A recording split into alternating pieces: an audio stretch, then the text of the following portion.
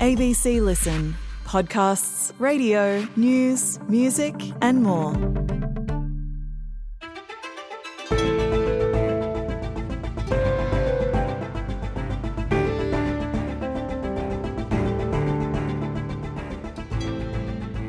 French President Emmanuel Macron called a snap parliamentary election in a game of chicken with the French people, hoping they'd swerve away from backing right-wing parties, which enjoyed support in the European Union vote last month.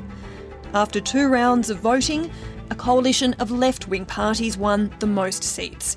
It has blocked the far right from taking power, but has left the country with no dominant political force. Today, Wilson Centre Global Fellow and former Washington Post foreign editor William Drozdiak on Emmanuel Macron's gamble. I'm Melissa Clark in Canberra on Ngunnawal country, and recognising other custodians, this is ABC News Daily.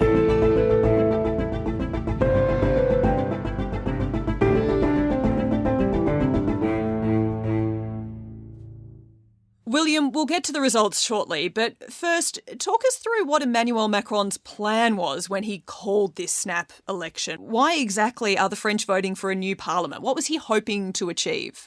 Well, I think he was struck by the huge score for the national rally at the European elections, and he was very concerned that they were gathering momentum. He was probably going to have to dissolve Parliament this fall when his budget was almost certain to fail. And he didn't want to see them accumulate more momentum. So he wanted to precipitate a crisis that would compel the French voters to really think hard about whether they want the far right to take over the government. Cette décision est grave. This is a serious and weighty decision, but above all, it is an act of trust, confidence in you, my dear compatriots, in the ability of the French people to make the just choice for themselves and for future generations. He hasn't helped his cause because of his rather arrogant personality. He thinks he knows things better than anyone else, and that's why he took this rash decision, which was a real gamble. But he's a political gambler. He likes to take these bets. And I think he was pleasantly surprised with the outcome. Let's look a little at the background here. Why has Emmanuel Macron been having so much difficulty with the parliament?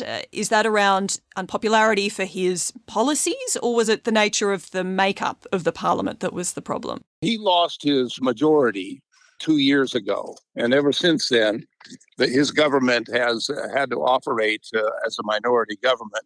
And there's opposition from the far left and far right to a lot of the changes that he wants to make. Now, many economists and others say these are long overdue. You know, France has one of the youngest retirement ages in the world and in Europe. So he wanted to bump that up a bit to 64. And there was protests in the streets. There was the Gilets jaunes protests a few years ago. Those who know France well, and I've spent a lot of time there, realize that it's a fascinating country and with intelligent people, but there is a undercurrent of distrust and dissatisfaction with the governing class, the elites. You know, as a French writer once told me, France is a paradise when you consider universal health care, free education through universities. It's a paradise inhabited by people who think they're in hell. And this is why there's such discontent among the voters. Let's look a little closer at the threat he was trying to fight off. Can you tell me about RN, the National Rally, and what they stand for and who they are?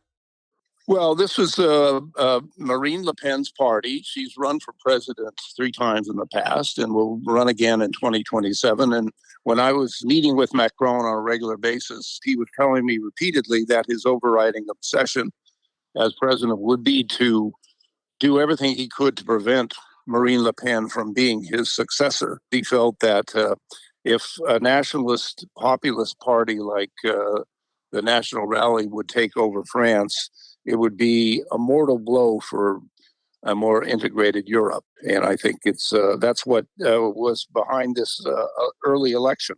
If the National Rally got in power, he also wanted to make sure that they would take responsibility and govern in an incompetent way so that the voters would be inoculated against voting for Marine Le Pen 3 years from now. So Macron calls an election, rolls the dice to try and push back against the National Rally. But one of the first big moves we saw was from the left, which uncharacteristically banded together. Can you explain to me what the strategy was there? Well, they realized they were going to be overwhelmed because it's a coalition of 5 parties. They disagree on a lot of things. And, from Greens to communists to socialists to the far left, France Unbowed Party.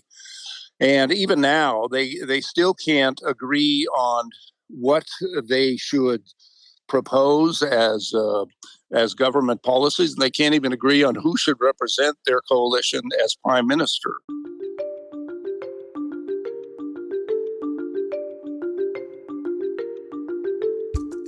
Can we look in a little more detail at what happened in the 2 rounds of votings? Can you take me through the first and second rounds, how the French public voted, and why there was a difference between what we saw in the first round and the second round? Well, I think the first round is often the case in French elections, was a chance for voters to register their anger and frustration, and so it was something of a protest vote. People are getting poorer and they're looking for stronger purchasing power, a better quality of life. If the National Rally promises them things, then why not? People who voted for the National Rally wanted to send a message of dismay to Emmanuel Macron. We need change, and maybe it will get better. For the moment, nothing's being done. We need things to change. The National Rally got more votes than in the past. But then in the second round, that is when the French consider what the policies of a new government would be and how their own pocketbooks would be affected. The Eurosceptic National Rally Party wants to expel more migrants, stop family reunification, restrict childcare benefits to French citizens, give French nationals preference in access to social housing and jobs, and withdraw residency for migrants who are out of work for more than a year. And the more they considered what electing the National Rally to an absolute majority would be, the more alarmed they became. I'm a bit scared of this National Rally. They have good ideas, but I'm really scared because I think that they're quite racist, and that's something I don't tolerate. Foreign investors were threatening to pull out of France. There's talk that the euro would take a brutal blow because of this. And so there would be a lot of instability, particularly with a president who is staunchly pro-European, a moderate centrist, and then supervising a far-right government. It was a recipe for instability. And while France has had cohabitations of rival parties in the past, they've never been as disparate as this would have been. So we've ended up with the leftist alliance having the most seats, I think around 180, and Macron centrists around 170 seats, and then the far-right National Rally and some of its allies with around 143 seats. So that's pretty evenly distributed amongst the three. What happens now in terms of trying to form a government? Well, I think it's going to take quite some time. I think from Macron's standpoint, he'd like to peel away some center-left voters, maybe from the Socialist Party, and even from some moderate center-right people, in the hopes of broadening his centrist movement and gaining enough seats, or at least support from these other parties, that would ensure a government of his choice to continue in power. The far left will try to put its own coalition together. I don't think they will succeed. We could also see a temporary government of technocrats, figures above the political fray, who would govern France for the next year, and then Macron can call new elections next June. So it's possible that Emmanuel Macron could have gone through all of this process but not get any resolution from it and have to go back to the polls in 12 months' time again anyway. I think that's a good possibility, that he will have to go back to hold another vote in legislative elections 1 year from now.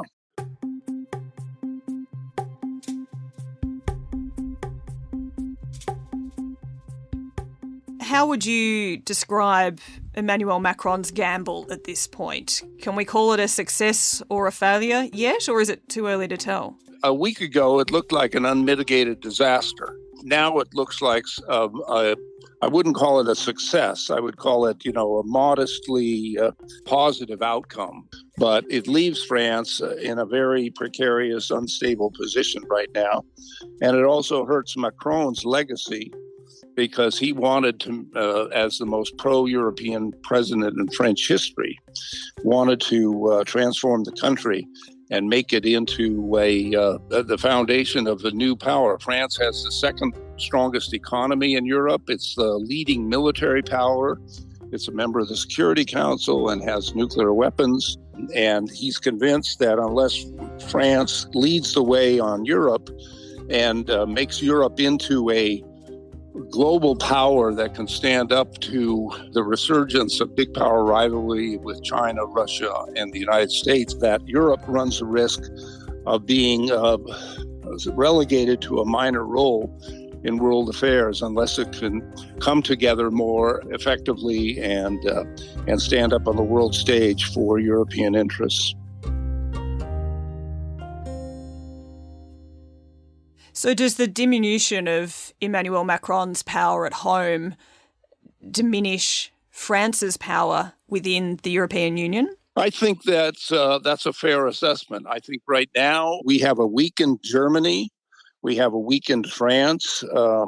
Poland is showing signs of becoming a more pro-European government again. But there's nobody who can really lead Europe today. And I think that we're going to have to go through this phase of instability before Europe sees its way out of this crisis of leadership. And where does this leave the National Rally in France, and where does it leave the far right in Europe more broadly? Well, I think the far right has been weakened by this outcome. I think Marine Le Pen saw this as an opportunity whereby she would align with Viktor Orban, the Prime Minister of Hungary, and actually create a stronger coalition of far-right populist nationalist parties that would be skeptical about Europe, more integration in Europe, that would try to take back powers from Brussels and restore it to national governments. Now, that still seems to be their agenda, and they will be pushing harder for that.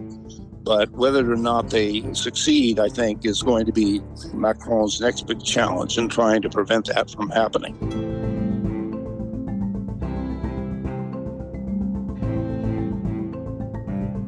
William Drozdiak is the Wilson Centre Global Fellow and a former Washington Post foreign editor. This episode was produced by Oscar Coleman. Audio production by Sam Dunn. Our supervising producer is David Cody. I'm Melissa Clark. ABC News Daily will be back again tomorrow. To get in touch with the team, email us abcnewsdaily@abc.net.au. Thanks for listening.